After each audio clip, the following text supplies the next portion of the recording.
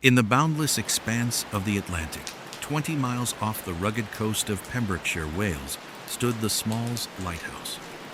An impregnable sentinel, it rose from a solitary basalt rock, perpetually washed by the waves, its light piercing the darkness, guiding lost ships. But for those who served within its walls, the lighthouse was not merely a home, but a floating prison where time flowed differently, and the human mind was subjected to trials capable of breaking even the most resilient souls. The year was 1801, an era of great discoveries and equally great dangers. The sea was unpredictable, and life on the lighthouse was a harsh ordeal. Traditionally, British lighthouses were manned by two individuals to somewhat alleviate the solitude and share the burden of responsibility. Yet, even in pairs, far from civilization, human nature could reveal its darkest facets.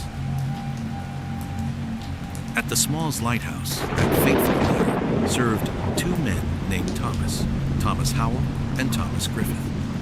Howell, an experienced man, a former cooper, accustomed to hard labor and solitude, his hands calloused from working with wood and tar, his gaze habitually fixed on the distant horizon, which rarely brought anything new. His face, weathered by salty winds, bore the marks of many years battling the elements, yet in his eyes still flickered a spark of common sense and determination. He was a man of his word and deed, taciturn but reliable, accustomed to relying only on himself. Griffith, his partner, was younger, less hardened, and, by all accounts, more prone to irritability. His nerves were thin, and his patience quickly wore out. He was a man who could not long endure monotony, and every day spent on the lighthouse was a torment for him. His face often contorted into a grimace of discontent, and his movements were sharp and impulsive, as if he was constantly battling an invisible foe. Their relationship was strained from the very beginning, like the strings of an old violin, ready to snap at the slightest touch. Minor quarrels over daily routines, over who should clean the lenses or prepare their meager supper, escalated into protracted conflicts. Each day spent together only intensified their mutual antipathy. The confined space of the lighthouse, the monotony of existence, the constant roar of the surf that drowned out all thoughts, and the endless horizon that brought nothing but new waves pressed upon their psyches, transforming any disagreements into insurmountable chasms. They were trapped in a stone tower, like two warring spirits, condemned to eternal coexistence, their voices, it seemed, lost in the endless roar of the ocean, and their souls slowly fading in this stone dungeon, consumed by loneliness and mutual hatred. One day, in the height of summer, when the sea was relatively calm and the sun only occasionally broke through the shroud of fog, Griffith fell ill. His malaise quickly escalated into a severe fever. His body burned and his consciousness clouded. He thrashed in delirium, his groans echoing throughout the lighthouse, disturbing the already fragile balance. Howell, despite their animosity, tried to help. In his soul, disgust and a sense of duty wrestled. He gave him water, wiped his forehead with cold compresses, changed wet rags, trying to alleviate his partner's suffering, but all was in vain. The illness progressed with alarming speed, and it soon became clear that Griffith was doomed. His breathing became increasingly ragged, and his gaze grew dimmer, until, finally, it fixed on an empty point. In despair, Howell raised a distress signal, using flags, hoping that a passing vessel would notice them and come to their aid. He stood for hours on the upper platform, peering into the horizon, his eyes aching from strain. But days turned into days, and the horizon remained empty. Only gulls cried over the waves, as if foretelling disaster. No one saw their signal, no one rushed to help. The lighthouse was cut off from the world, like a ghost ship drifting in timelessness, and hope dwindled with each passing day, leaving behind only the bitter taste of hopelessness. After After several weeks of agonizing torment, on a moonless night, as a storm began to gather strength, Thomas Griffith breathed his last.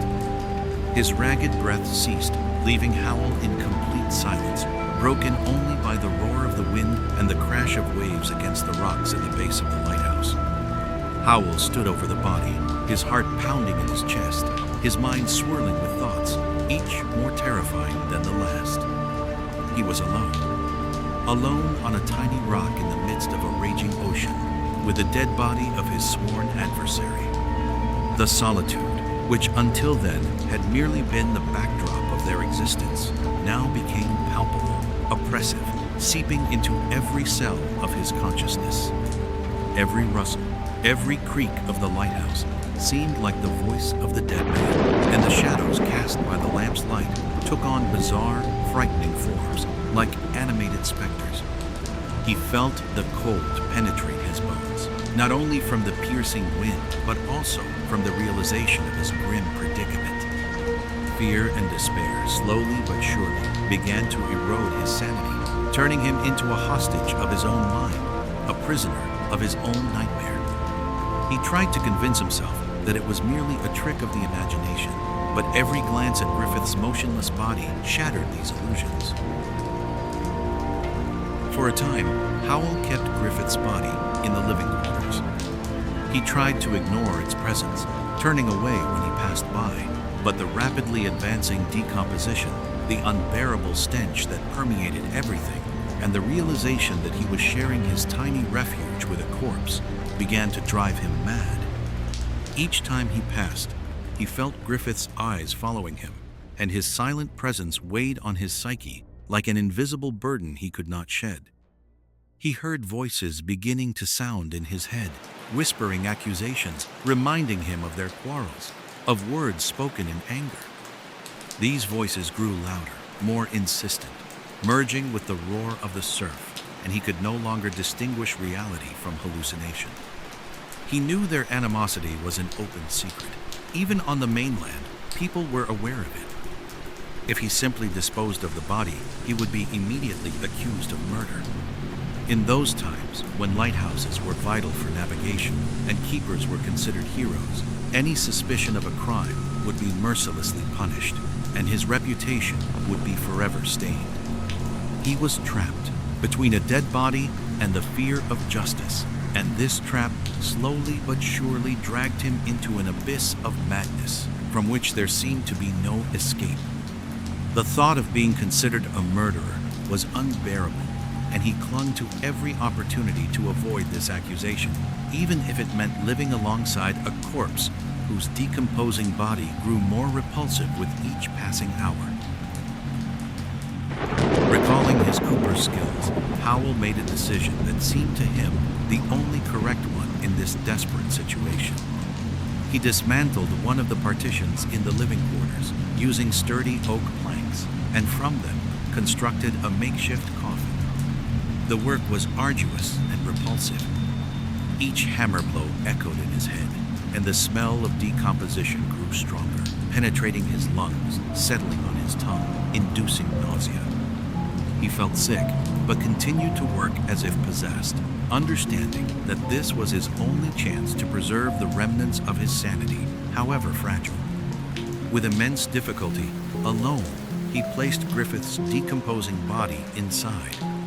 His hands trembled as he touched the cold, clammy flesh, and voices once again sounded in his head, now Griffith's voices, whispering curses and threats, mingling with the sound of the wind and waves.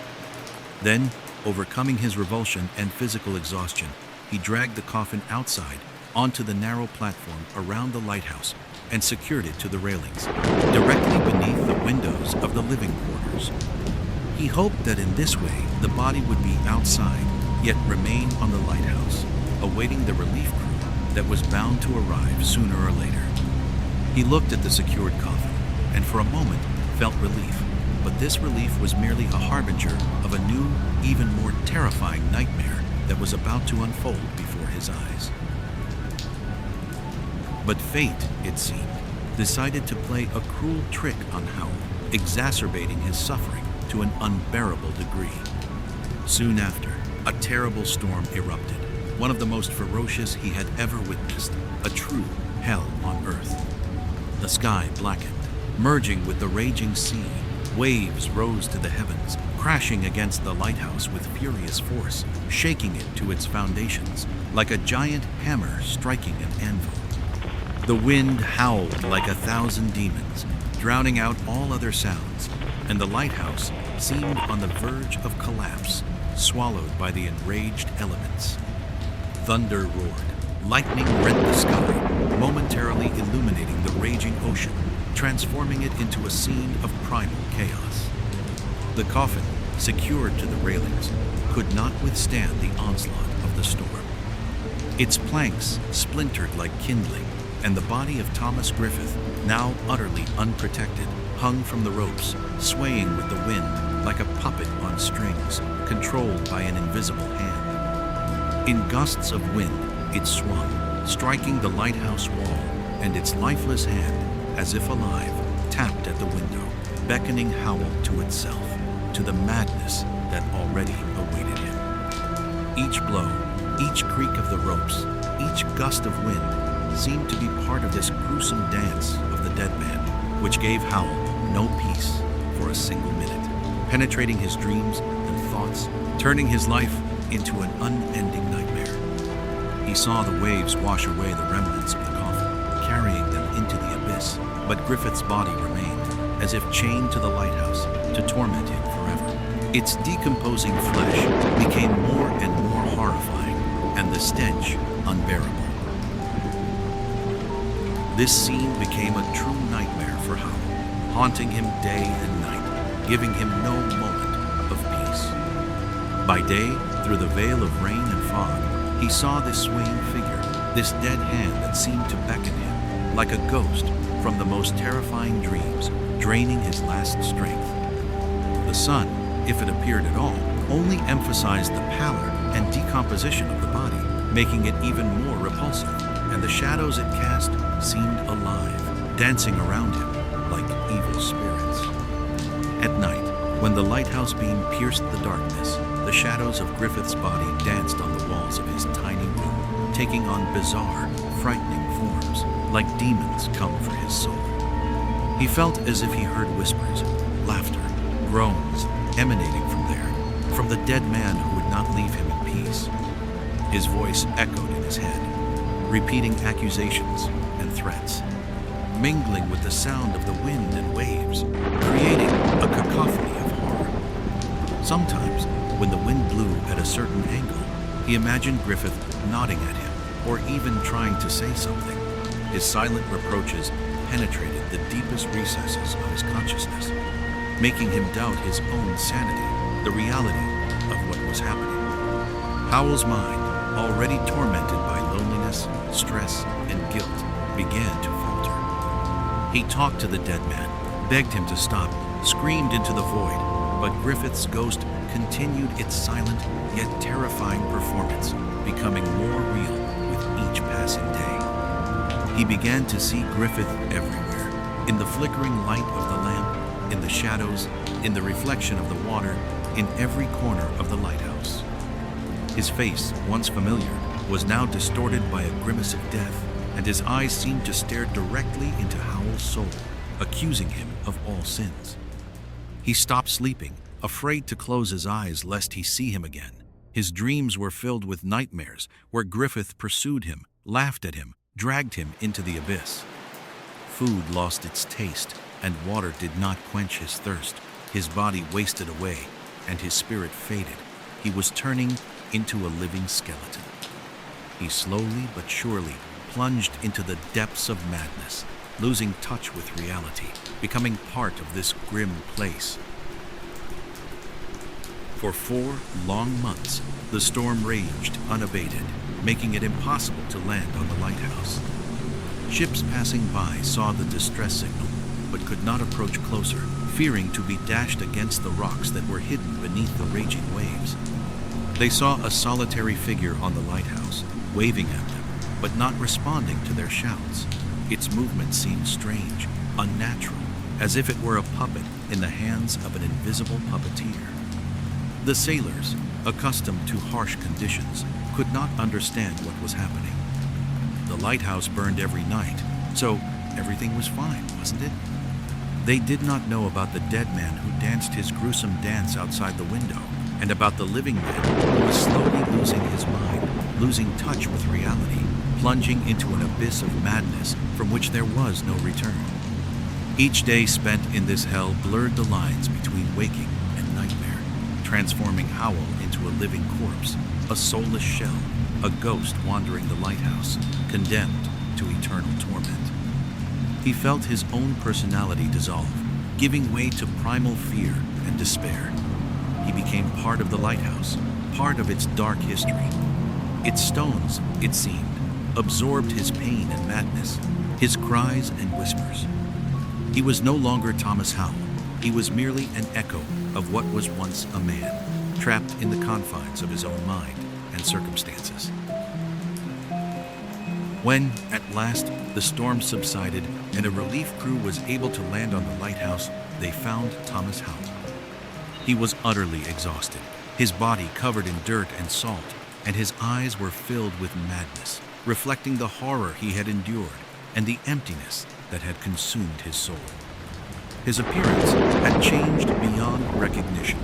His hair had turned white, his face was gaunt, and his gaze was empty and detached, as if he was looking through them into an invisible world where his nightmares resided. He could not speak, only made inarticulate sounds, and his hands constantly trembled, as if he still saw Griffith's dead hand tapping at the window, beckoning him. Friends and acquaintances on the mainland did not recognize him. They saw before them only a shadow of the man they knew, broken, destroyed, transformed into a living monument to terror. 4 months in the company of a dead man, under the constant pressure of the elements and his own mind, had turned him into a shadow of his former self. He was broken, his sanity clouded, and he never fully recovered from the ordeal, remaining forever trapped in his own nightmare, in a labyrinth of madness from which there was no escape.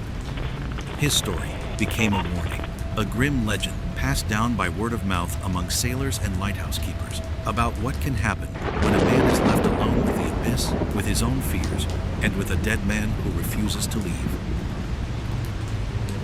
The tragedy at Smalls Lighthouse marked a turning point in the history of lighthouse keeping. After this incident, a new rule was adopted. All lighthouses were to be manned by a minimum of 3 individuals. This was done to prevent the recurrence of such a nightmare, so that no one else would be left alone with the madness born of solitude and death. Lighthouses, which until then had been symbols of hope and safety, now also carried the shadow of this terrible story, reminding of the fragility of the human mind in the face of the boundless and merciless elements, capable of breaking even the strongest spirits. This story became part of folklore, a whisper in the night that made even the bravest sailors tremble, reminding them that the sea can be not only a source of life, but also an abyss that devours souls, and that sometimes the most terrible dangers lie not in the depths of the ocean, but in the depths of the human heart. And even today, as lighthouses are automated and no longer require constant keepers, the echo of the Smalls tragedy continues to resonate. The whisper of the wind, the roar of the waves, the creak of old planks, all can recall the 2 Thomases, their animosity, death, and the madness that settled on that lonely rock in the middle of the ocean. And if one listens closely, one can hear Thomas Griffith's dead hand still tapping at the window, beckoning those who dare to remain at Smalls Lighthouse alone, far from the world where reality blends with nightmare and the line between life and death becomes indistinguishable. This is a story of how isolation and fear can destroy the human soul, leaving behind only an echo of madness that will forever resound within the walls of the old lighthouse, reminding us that the most terrifying monsters sometimes live not in the depths of the ocean, but in the depths of the human consciousness, awakened by loneliness and despair. It is a story that makes one ponder the fragile line between sanity and madness, especially when a person is left alone with infinite emptiness and their own demons. And everyone who hears this story involuntarily begins to imagine themselves in Howell's place, feeling the cold wind, the smell of decomposition, and the tap of a dead hand at the window, and understands that this is not just a fairy tale, but a grim warning from the past that continues to live within the walls of Smalls Lighthouse, whispering its terrible secrets to those who are willing to listen.